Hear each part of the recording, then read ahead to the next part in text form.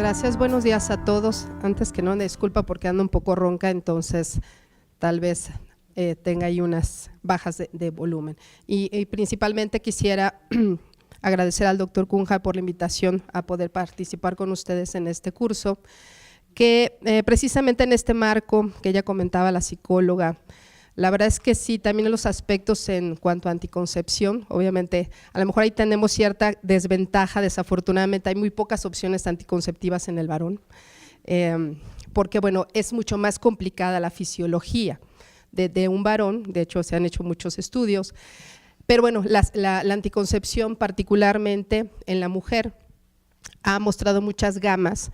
Y de hecho también parte de estos conceptos de la anticoncepción en los extremos de la salud, en los extremos de la vida reproductiva, va en este sentido, hablar, en teoría, la Organización Mundial de la Salud considera que los extremos o cuando una mujer está en una etapa reproductiva es a partir de los 15 años y hasta los 49 años, entonces también es un proceso, es una situación que es un camino un poco largo, pero que precisamente parte de esta educación sexual también se tiene que incluir, y como lo comentaba la psicóloga, es esta parte de dar información, aunque no lo vayan a utilizar en ese momento, ¿sí? Un poco nuestra función sería prevenir, por lo menos en el hospital desafortunadamente tenemos pues un porcentaje, más o menos el 15% de nuestras pacientes que acuden al instituto son mujeres, bueno, lo consideramos nosotros adolescentes de 17 años y menores, y los extremos también de la vida, por ahí de los 40 a los 49 años, pues también tenemos más o menos un 12, un 15% de mujeres que se embarazan cuando en teoría la etapa reproductiva pues ya está terminando, pero hasta, como vamos a comentar, aspectos tan importantes y básicos de saber cuándo en teoría ya no tengo riesgo, ¿okay? Entonces, bueno, el objetivo de mi charla es precisamente hablar un poquito sobre el panorama de la anticoncepción en mujeres adolescentes y en esta etapa de la transición hacia la menopausia, y conocer precisamente algunos de los criterios para seleccionar la mejor opción anticonceptiva, obviamente de acuerdo a las edades. Y otra cosa que también es muy importante, bueno, saber un poco la efectividad de los métodos, porque bueno, existen muchos métodos, quizá ahorita vamos a platicar un poco en esta función, pero también ahorita lo que nos genera cierta más incertidumbre es la seguridad de utilizar algunos métodos anticonceptivos en particular. Y bueno, estos son estadísticas que salen de la encuesta de la dinámica demográfica, que es la última actualización, es la del 2009, y también de una organización que es IPAS, que se encarga precisamente de hacer mucha investigación en población, en mujeres y particularmente en adolescentes. Y bueno, en esta imagen vemos el uso de métodos anticonceptivos por edad en su primera relación sexual. Vemos que bueno, tanto la población joven como las mujeres ya que están casi en el extremo a los 49 años, vean ustedes, utilizaron un método anticonceptivo habitualmente en su primera relación sexual. Y si ustedes ven, bueno, este también es parte, como comentaban, el uso de algunos métodos que vamos a ver más adelante, pues surgió precisamente de este boom o este miedo a las infecciones de transmisión sexual, pero también es muy importante enfatizar precisamente en funciones de la eficacia. Y ven ustedes también en estos datos el porcentaje de mujeres en edad fértil que utilizan métodos de planificación familiar. Aquí está desglosado del lado izquierdo por edades, y estos son los años, cómo hemos ido avanzando durante los años. Y bueno, vean ustedes la nacional, por lo menos en la última estadística del 2009, el 72.5% de las mujeres en edad reproductiva utilizaban algún método anticonceptivo, o sea, utilizan, que quizá también ahí es una gran pausa, cómo los utilizan, qué utilizan, que quizá esto puede influir en estos embarazos que en ocasiones son no planificados. Y si nos detenemos un poco en esta edad de 15 a 19 años, vean ustedes, se ha avanzado, ¿sí? 44.7% cuando se realizan esas encuestas en este grupo de edad utilizaban algún método anticonceptivo, ¿ok? Pero si nosotros lo comparamos con los diferentes grupos de edad, vemos que bueno, es el grupo hasta cierto punto más vulnerable, en el sentido que también aquí hay otros factores que pueden influir en que este grupo no utilice métodos anticonceptivos. Y bueno, también en los extremos de la vida, las mujeres que utilizan, obviamente también en este grupo van o se suman el 74.8%, porque un buen porcentaje, que sabemos que en nuestras estadísticas nacionales aproximadamente el 50% de nuestras mujeres utilizan la OTB como método anticonceptivo. ¿Okay? Entonces, obviamente para estas etapas lo utilizan o aparecen con estas estadísticas. Y bueno, también otro concepto importante en anticoncepción es este concepto de demanda insatisfecha de métodos anticonceptivos, y esto particularmente lo vemos en relación a la población joven. La demanda insatisfecha no solamente es la ausencia del método anticonceptivo, ¿sí? Que yo no lo tengo. La demanda insatisfecha se refiere a que yo necesito anticoncepción porque estoy en riesgo, porque tengo relaciones sexuales y no lo puedo obtener. Y ahí es donde sí, de alguna manera nosotros participamos en este sentido, porque la demanda insatisfecha puede involucrar que obviamente no haya acceso a los servicios para tener métodos anticonceptivos, o que no voy a un centro de salud, que eso habitualmente pasa, aunque hay algunos lugares que ya tienen sus farmacias amigables y algunas estructuras especiales para esto, pero habitualmente un adolescente que acude a un consultorio, precisamente empezamos esta parte que comentaban, de los propios mitos que nosotros tenemos como personal de salud. ¿Para qué vienes? Tú no tienes que estar aquí, tú ve a tu casa, no tienes que andar pensando en estas situaciones, y precisamente en este sentido se vuelve en esa demanda insatisfecha. Yo lo necesito, pero no lo obtengo, y quizá hay unos otros factores que nosotros como personal de salud también tenemos que participar de forma activa. Y bueno, la media nacional en promedio de demanda insatisfecha representa un 9%, eso es lo que está por todos los grupos de edad. Pero si nosotros lo extrapolamos a las poblaciones más jóvenes, pues vean ustedes que prácticamente está como en un 19%, ¿ok? Y que bueno, va disminuyendo conforme va avanzando la edad. Por esta parte de este grupo en menores en general, entre el grupo de 15 a 19 años, bueno, esta demanda, ellos tienen necesidades, ya comentábamos, y tal vez no necesariamente para utilizarlo, ¿sí? Simplemente para informarse, y a veces nosotros nos metemos en esa parte de no dar la información. Y bueno, obviamente que esto en un momento dado, aquellos que ejercen su sexualidad, pues pueden representar embarazos no planeados, que como comentaban, el embarazo no planificado no solo es un problema de la población adolescente, también los embarazos no planificados, que es diferente a decir no deseados, no aceptados, ¿okay? Hablando de que yo en ese momento no quería un embarazo, obviamente llegó y pues bueno, qué padre, ¿no? Pero quizá esa sensación de planear en el sentido de que, bueno, tengo relaciones sexuales, tengo cosas que hacer en este momento, quizá no sería mi opción tener un bebé, pero ¿cómo va a pasar esto si no utilizas algo que protege esta parte? Y bueno, vean ustedes que no solamente es un problema de nuestro país, a nivel internacional obviamente muchos países tienen este problema. Estados Unidos es también uno de los países que tienen un mayor porcentaje de embarazos no planificados, y particularmente en población adolescente, y vamos a ver más adelante algunas estrategias que realizaron para disminuir estos factores. Y bueno, los embarazos no planificados, como comentaba, también si nosotros vemos los extremos en los grupos, pues bueno, los mayores de 35 años representan precisamente estos embarazos no planificados, y aquellos que van en las edades de entre 15 a 19 años. O sea, es un problema que se presenta en todas las edades, en todos los grupos sociales, y que bueno, obviamente pueden repercutir de forma desfavorable en los efectos que genera el propio embarazo. Y bueno, también parte de estos embarazos no planificados, como comentábamos, veíamos las estadísticas, 72.4% de la población utiliza métodos anticonceptivos.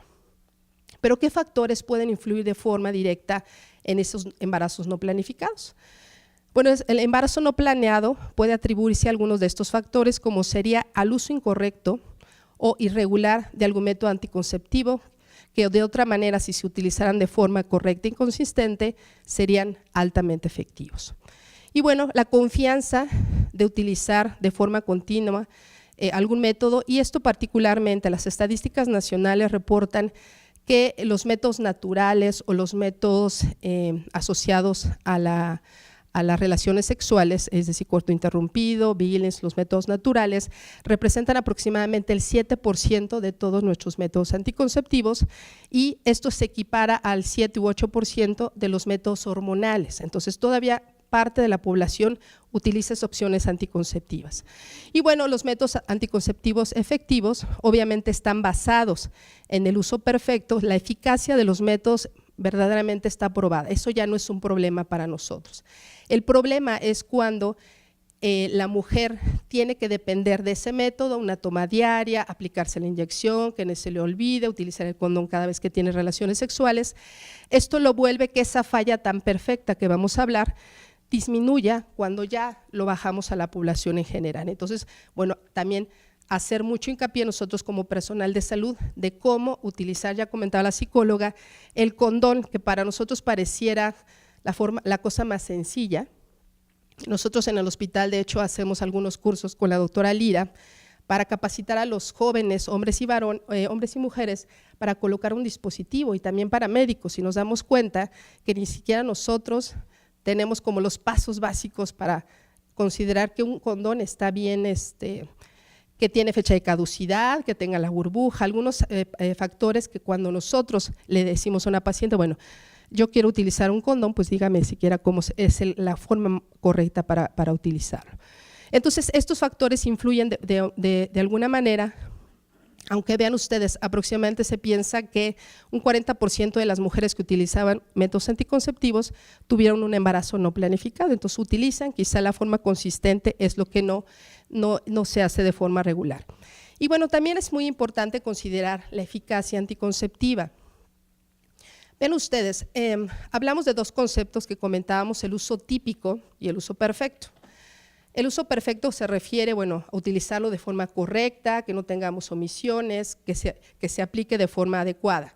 Y la forma típica es lo que comentábamos, que la eficacia puede variar cuando ya la mujer o el hombre lo utiliza de forma rutinaria o cuando no sabe cómo realmente tiene que tomar ese método anticonceptivo. Y vean ustedes, por ejemplo, el coito interrumpido puede tener con el uso típico 27% de falla y con el uso perfecto 4%.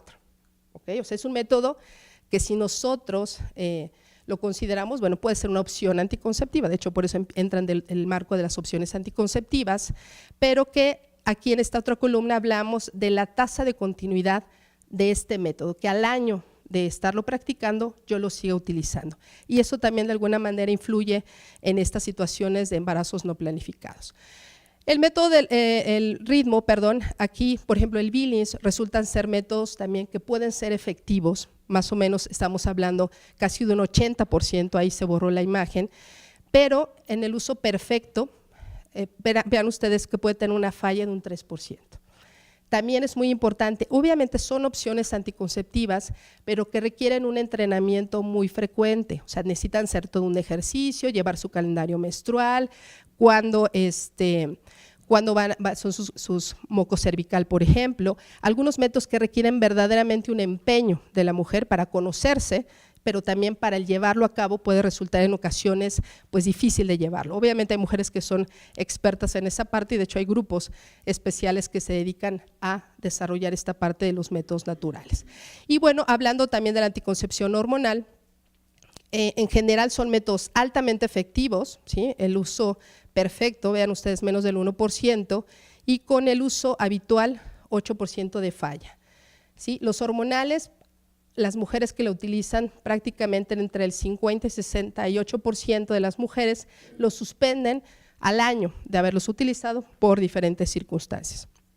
Y ven ustedes también cuando hablamos de otros métodos anticonceptivos, que vamos a verlos más adelante, la inyección de 3 meses de progestina sola, el dispositivo, los implantes, obviamente la propia salpingoclasia, son métodos que si ustedes lo ven, a excepción de la inyección que depende de aplicársela cada 3 meses, los demás métodos prácticamente no cambia la eficacia anticonceptiva con el uso correcto y con el uso típico o habitual.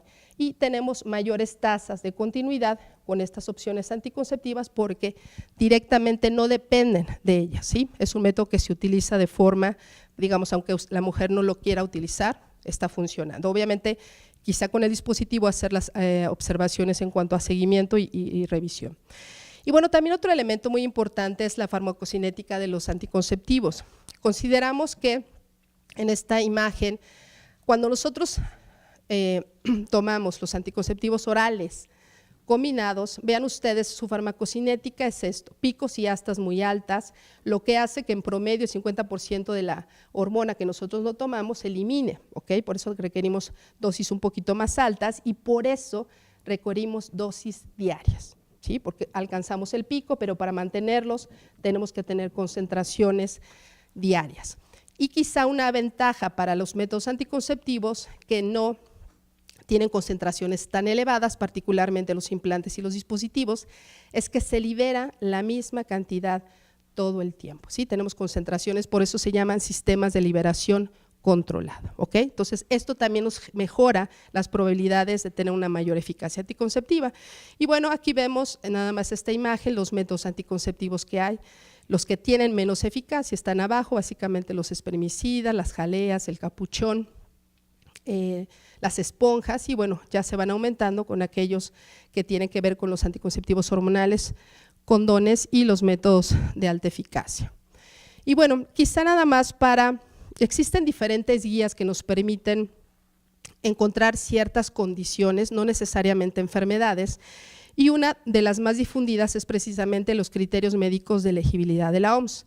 Esta es una guía la cual permite de forma rápida, podemos de hecho tener esta guía en nuestros consultorios, se puede bajar de forma gratuita, donde hablamos de los criterios médicos de elegibilidad de la OMS y nos da ciertas condiciones en las que tal o cual método se puede utilizar, ¿sí? con mayor seguridad o con menor seguridad. Y de hecho la Organización Mundial de la Salud lo categoriza en 4, que es la categoría 1 y 2, preferentemente se debe utilizar este método sin ninguna limitación, ¿sí? Categoría 1 es el método en cualquier momento se puede utilizar, la categoría 2 en general el uso del método es seguro. Y la categoría 3 y 4, prácticamente aquí hay alguna condición que si yo le doy ese método anticonceptivo a esa mujer puede tener un riesgo. Obviamente que siempre hay que considerar que este riesgo, los anticonceptivos en general se utilizan para evitar embarazos, entonces comparado con el embarazo, no estamos hablando de usos no anticonceptivos. Entonces para fines prácticos, categoría 3-4, preferentemente no debemos utilizar esa opción anticonceptiva cuando lo sumamos a diferentes condiciones. Entonces esta es una guía que está generalizada, de hecho cada país, nosotros tenemos nuestra norma oficial mexicana que mucho va en relación a este documento. También las más difundidas son la CDC, que también hizo en Estados Unidos sus propias guías en Estados Unidos, y por ejemplo también las guías del Reino Unido, los criterios del Colegio de Ginecobstetras del Reino Unido también son guías que se actualizan de forma más regular para encontrar evidencia. Entonces, esta guía nos permite decir a quién le vamos a dar ese método anticonceptivo, aquí se refiere a cómo utilizar este método y obviamente lo que importa o lo que le da mucho valor a esto es que lo que se busca es que sea seguro para la mujer, ¿sí? Independientemente o dependiendo de las condiciones. Y bueno, vamos a hablar directamente de la base para la selección de los anticonceptivos hormonales combinados. En general, debemos interrogar sobre condiciones médicas personales, pasadas y presentes de esta mujer, particularmente enfocarnos en estos factores. Si la mujer tiene algún factor cardiovascular, es hipertensa, fumadora, obesa, tiene tromboembolismo, no me voy a desgastar en estar dándole consejería anticonceptiva cuando de entrada esta mujer tiene un alto riesgo. Entonces tendría yo que buscar algunas opciones. Y esta es una forma hasta cierto punto práctica y segura de decir si hay alguna condición y lo peor, si hay condiciones que se suman, es decir, edad, por ejemplo, mayor de 35 años, diabética, descontrolada, obesa, pues obviamente le incrementa un riesgo a esta mujer de tener eventos vasculares. Entonces, de entrada, quizá la anticoncepción hormonal combinada en general, sea por la vía que sea, no se recomienda cuando tenemos positivo en estas condiciones. El uso de medicamentos y antecedentes familiares. El uso de medicamentos también es muy importante en el sentido que hay anticonceptivos que sabemos que todo el metabolismo es a través del hígado y que esto lo metabolizan enzimas. Hay medicamentos que también requieren para su metabolismo competir precisamente con esas enzimas hepáticas. Y aquí podría yo poner el ejemplo, una mujer que está utilizando algún antiepiléptico, porque es epiléptica esta paciente, no es una contraindicación, pero si está utilizando medicamentos del tipo de la carbamazepina o de la lomotrigina, eso sí la ponen en riesgo de que el anticonceptivo disminuya la eficacia y que la efectividad de su tratamiento también se vea afectada. Entonces tendríamos que usar alguna otra opción diferente que nos permitiera mejorar la seguridad y la eficacia obviamente del método. Y bueno, antecedentes familiares básicamente enfocados a aquellos antecedentes de tromboembolismo, algunas alteraciones propias de deficiencia de factores de coagulación, que bueno, sabemos que nuestra población en general es muy baja, pero que también esto nos puede orientar a seleccionar o no determinado método anticonceptivo. Y bueno, en general cuando nosotros prescribimos hormonales combinados se recomienda, obviamente después de nuestra revisión ginecológica que hacemos, tomar la presión, porque bueno, vemos que la hipertensión arterial cada vez se presenta en población más joven, o bien en los extremos de la vida, que también eso sería una limitante para utilizar un método anticonceptivo. Y aquí resumo, este es como viene la guía de los criterios. En este cuadro del lado izquierdo vienen las condiciones, ¿sí?, o la característica que presenta y se desglosa por método anticonceptivo. En general hormonales, aquí están los orales, el parche, el anillo vaginal y los inyectables combinados. Y si ustedes ven, recordamos la categorización, desde la menarca hasta los 40 años es categoría 1, tan solo por la edad, ¿ok?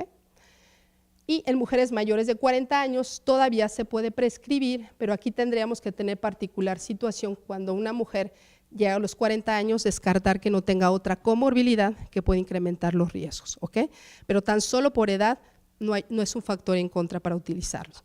Y bueno, la paridad también, como por un ejemplo, que no son enfermedades, las pacientes nulíparas o las mujeres que han tenido embarazos obviamente pueden utilizar cualquier método anticonceptivo. Y aquí las guías hacen recomendaciones en el sentido que de acuerdo a la evidencia, los hormonales combinados, también algo que preocupa hasta cierto punto es el utilizar, hay algunos reportes que decían que disminuía la densidad mineral ósea en mujeres jóvenes que utilizaban esto, la verdad es que la evidencia no reporta que haya este efecto, por lo menos para los hormonales combinados. Vamos a ver más adelante las progestinas. En mujeres mayores de 35 años de edad, sanas, no fumadoras, los anticonceptivos orales combinados son un método que pueden usarse de forma segura. Y también otro beneficio que podríamos utilizar o tener al utilizar quizá esta combinación es que pueden mejorar en las mujeres que están precisamente en esta etapa, la transición a la menopausia, mejorar los efectos que genera el problema de los anticonceptivos. Las mujeres sanas, no fumadoras, bueno, obviamente que utilizan estos métodos, sí hay que tener particular seguridad de utilizar y valorar riesgos-beneficios. Los beneficios no anticonceptivos, bueno, lo que comentamos, en general puede ser una forma segura de utilizarlos, pero hay que descartar estos factores, ¿sí? También se ha visto que los hormonales combinados pueden evitar o disminuir el riesgo de presentar cáncer, particularmente protección para el cáncer colorectal, el cáncer de ovario y el cáncer de endometrio. Y este efecto protector se puede generar después de haber suspendido algunos que puede durar hasta 10 años el efecto protector, por lo menos para esas patologías, ¿ok? Y también otro elemento es que los beneficios que podemos tener a utilizarlo es que nos pueden dar ciclos menstruales regulares, mejorar la dismenorrea, esto particularmente en aquellas mujeres jóvenes que tienen ciclos irregulares, dolor, esto mejora y también la cantidad del sangrado, y en mujeres, como comentábamos, que están en la transición a la menopausia, mejorar los síntomas. Y es muy importante también recordar que los hormonales combinados incrementan el riesgo de tromboembolismo. Pero si nosotros lo comparamos con las mujeres embarazadas, son mujeres que no utilizan hormonales, tan solo por ser mujer tenemos un riesgo de tromboembolismo. Si esto nosotros lo comparamos con el embarazo, vean ustedes la diferencia es importante. Más o menos el uso de hormonales combinados incrementa entre 15 a 20, dependiendo de la combinación, por 100,000 mujeres que utilizan este método anticonceptivo. Entonces, sí hay que tener precaución básicamente en el sentido de seleccionar de forma correcta a las pacientes. Y bueno, hay algunos estudios que nos reportan que puede aumentar el riesgo, particularmente de lesiones intraepiteliales, en el sentido asociadas a las infecciones por VPH. Lo que se comenta es que los hormonales combinados pueden tener una alteración en la proliferación celular, particularmente asociado al virus del papiloma humano y particularmente en el 16, que se han hecho investigaciones que puede influir si lo utilizamos de forma continua por 5 años. Y bueno, hablando de las progestinas, también la edad, vean ustedes, no es una contraindicación, son los hormonales de progestina solas, los de 2 meses y 3 meses y los implantes anticonceptivos. Entonces vean ustedes que la mayoría de los estudios muestran que es cierto, el uso del acetato de medroxiprogesterona particularmente sí disminuye la densidad mineral ósea y esto puede resultar de cierto cuidado para aquellas mujeres que no han alcanzado su densidad ósea, que puede ser en la mujer adolescente. Pero en general los estudios reportan que el uso de esto es, la mujer puede recuperar su densidad mineral ósea aproximadamente al año de haber suspendido el método anticonceptivo. Entonces se tienen que revalorar riesgos, beneficios, ¿ok? Y bueno, esta puede ser un método altamente seguro cuando hay alguna contraindicación, particularmente en estas mujeres que están en la transición a la menopausia con ciertos factores de riesgo, ser un método altamente efectivo que no tenga los efectos secundarios o de riesgo que puede tener la combinación con los estrógenos. Y bueno, recientemente hubo un comunicado del Colegio de Ginecología y Obstetricia de Estados Unidos en donde precisamente hace ese análisis del impacto que pueda generar el acetato de medroxiprogesterona si disminuye densidad mineral ósea y se recomienda que por lo menos en adolescentes no se utilice más de 2 años. Habitualmente nosotros lo utilizamos el acetato de medroxi porque en promedio la lactancia en México son de 8 meses a 9 meses, obviamente hay extremos, pero las mujeres adolescentes no lo usan más allá de 1 año, ¿ok? Entonces podemos impactar en la densidad mineral ósea, pero esto la pueden recuperar al año de suspenderlas. Y estos estudios reportan que no hay una asociación directa con el riesgo de fracturas, particularmente en mujeres que están en la transición a la menopausia. Sabemos que hay muchos factores que influyen precisamente en este riesgo de fracturas. Otros métodos anticonceptivos también altamente efectivos y vemos que por edad, los dispositivos, que son aproximadamente los 3 DIUs que existen en el mercado, se pueden utilizar de forma segura. Siempre ha generado mucha controversia si se puede utilizar precisamente en mujeres jóvenes los dispositivos. La evidencia reporta que no hay riesgo, no aumenta el riesgo de tener infertilidad posterior al uso. Obviamente que en mujeres que están en esta transición a la menopausia y que tienen un dispositivo puede quedarse con él si todavía no ha llegado esta parte de la cese de la menstruación. Pero obviamente si tenemos mujeres que tienen sangrado abundante, dismenorrea, pues bueno, una opción podría ser el utilizar estos dispositivos de levonorgestrel y ahora particularmente, probablemente el próximo año vaya a venir al mercado el dispositivo más pequeñito de levonorgestrel, que eso también tiene menos dosis, dura menos tiempo, pero nos puede dar patrones más regulares y bueno, puede ser una opción mucho más efectiva en mujeres adolescentes o que no han tenido embarazos. Y bueno, nada más para recordar los mecanismos de acción del dispositivo, bueno, su principal mecanismo, el de cobre, es evitar la fertilización a través de la alteración de la viabilidad espermática y de la motilidad de los espermatozoides. Y prácticamente las contraindicaciones para utilizar dispositivos, como ustedes verán, la edad no es un factor, básicamente son los procesos infecciosos agudos o alguna alteración en la estructura o en la anatomía del útero. Después de esto, realmente no hay contraindicaciones para utilizarlos. El dispositivo de levonorgestrel, bueno, también tiene ventajas importantes en mujeres que se llegan a utilizar, que están en esta etapa de la transición o que tienen anemia. Sabemos que disminuye casi en un 70% el sangrado, mejora la dismenorrea en esta población, particularmente en la transición a la menopausia, pueden tener adenomiosis y resulta ser una excelente opción antes de la cirugía, obviamente el procedimiento quirúrgico. Sangrado uterino disfuncional también nos puede mejorar y se ha visto que él puede disminuir el riesgo de enfermedad pélvica inflamatoria porque por su mecanismo de acción es básicamente al nivel de moco cervical, nos puede disminuir o actuar como tapón para disminuir riesgos. Y bueno, igualmente aquí vemos en los mecanismos de acción el DIU de levonorgestrel, que aparte de ser un efecto local, un efecto de la progestina endometrial, también no solamente nos puede inhibir la ovulación en un 40% de estas mujeres. E igualmente las contraindicaciones básicamente para el DIU de cobre, las mismas que el DIU de levonorgestrel son las mismas para el DIU de cobre, que sería la enfermedad, la infección aguda, alteraciones en la anatomía y aquí le sumaríamos el cáncer de mama, que eso sería una contraindicación o la presencia por utilizar un método anticonceptivo. Aquí también valdría la pena la aclaración, si a esta mujer se le diagnostica, por ejemplo, cáncer cervicuterino, aquí cambia y se refiere a iniciar por primera vez el método. Si la mujer no tiene método, pues bueno, no sería la mejor opción ponérselo, pero si esta mujer tiene un DIU y está en el trámite del tratamiento manejo, déjenselos, no le va a generar ni el de levonorgestrel algún daño, porque desafortunadamente al hospital llegan pacientes que las diagnostican, les quitan su método anticonceptivo y quedan embarazadas. Entonces, créanme que hay que valorar el riesgo-beneficio cuando vemos que la seguridad no se ve afectada en su enfermedad. Y obviamente los tratamientos van a ser muy a corto plazo. Y bueno, también otro elemento importante es que, como comentábamos, la tasa de continuidad se mejora con estos tipos de métodos anticonceptivos de larga duración. Entonces, bueno, en general se considera la anticoncepción reversible de larga duración, precisamente son aquellos métodos que requieren ser administrados menos de una vez al mes, ¿sí? Entonces, por eso en este grupo entran el DIU de cobre, del levonorgestrel, implantes y el acetato de medroxiprogesterona. Y ya nada más les presento este estudio que se hizo en Estados Unidos que comentaba, en donde se le dio la gratuidad de los métodos, las mujeres podían utilizar el método que ellas quisieran, particularmente hablando de los anillos, parches o tabletas, que era este grupo, el acetato de medroxiprogesterona y los LAR, que particularmente lo relacionan con implantes, DIUs de levonorgestrel y de cobre.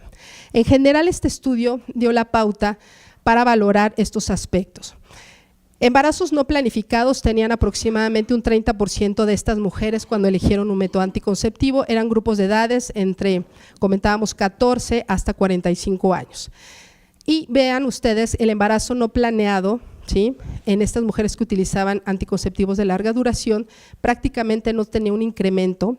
El acetato de medroxiprogesterona también resultó una excelente opción y aquellas mujeres que utilizaron métodos, parches, anillos, orales, vean ustedes el riesgo de presentar un nuevo embarazo no planificado porque habitualmente iban asociados a la suspensión del método anticonceptivo. Entonces, este estudio resume que en las mujeres se disminuye el embarazo de riesgo, del embarazo de presentar el riesgo de presentar un nuevo embarazo y particularmente está asociado a las mujeres jóvenes. Las mujeres maduras habitualmente preferían, optaban por métodos de larga duración, no así en esta población joven que particularmente utilizaba la anticoncepción combinada.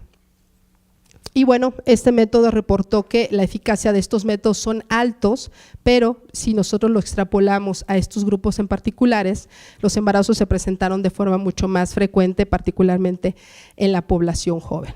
Este estudio también muestra esta parte de los adolescentes que utilizan anticonceptivos de larga duración y vean ustedes las tasas de continuidad que en este grupo también es muy importante considerar. Igualmente, con el uso de implantes anticonceptivos, dispositivos han mostrado que son independientes del coito, alta eficacia, no requiere visitas frecuentes, son costo efectivo y que son reversibles, son métodos reversibles de larga duración. ¿Okay?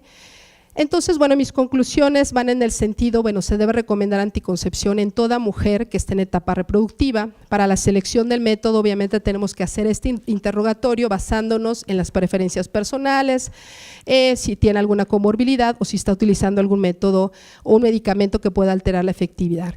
Y recomendar opciones que sean altamente efectivas para que mejoremos las tasas de continuidad. Y bueno, actualmente contamos con una gama grande como para seleccionar la mejor opción en cualquier grupo, tanto en jóvenes como en mujeres adolescentes. Bueno, muchas gracias, les agradezco su atención. Doctora Norma Velázquez, muchísimas gracias por tu presentación.